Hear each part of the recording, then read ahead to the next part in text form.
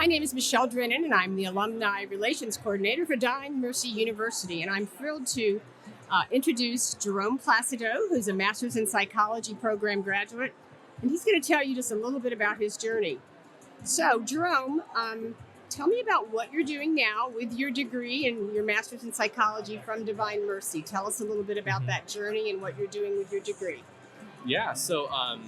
When I first thought about pursuing that master's in psychology, it was mainly because I wanted to make sure that I was equipped as a better leader and a manager. At the time, I was managing engineering teams, and I have a background in engineering, and so I have a competency in that. What I didn't have a clear understanding was of like the dynamics of the human person and managing a human being.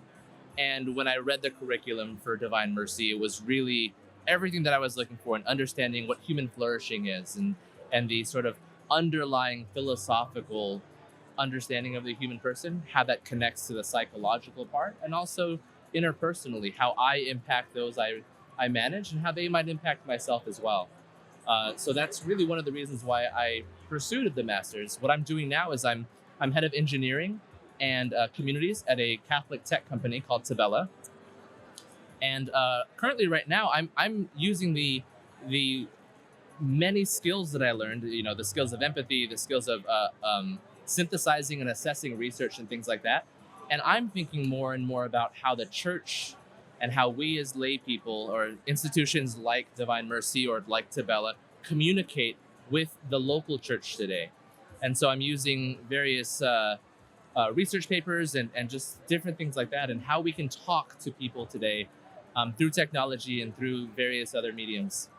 Tell me some of the ways that the church community is using Tabella. What is their advantage in using Tabella? Yeah, so the way that churches currently communicate with their parishioners right now, the main way, we all know it, we all seen it, it's the church bulletin, right? The church bulletin is great. I don't think the church bulletin is going away, but you pick it up, you look at it once, and then you put it off to the side. What we've learned in communications is that to really get across to people, you need to send that message in different mediums, in different ways, but also, more importantly, to connect with them personally. So, Father inviting myself to the parish picnic is going to be different than reading it 5 times over in the bulletin. Additionally, that bulletin will only really reach the people in the pews. We're also called to evangelize to our neighbors and things like that. And so anyone who downloads our app will be able to see the parishes nearby, will be able to see the events happening. And actually, the way that we've built the app, we've had that in mind as well. A lot of these other social apps take advantage, I think, of certain things that we know about psychology and the human person and make the platforms pretty addictive. Doom scrolling is a very common thing. Now, we've designed the application with the things that I've learned from Divine Mercy to make sure that addiction to a technology is not a thing.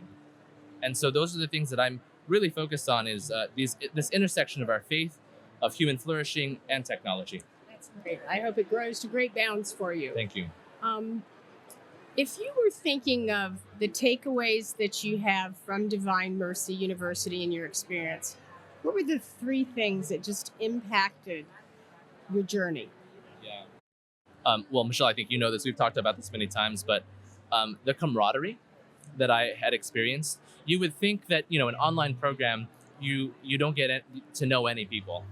But the folks that I've met in the program, we have Lily, there's Father Schultz, Father Jose Ortega. A lot of these folks, they're actually here. Some of them are here.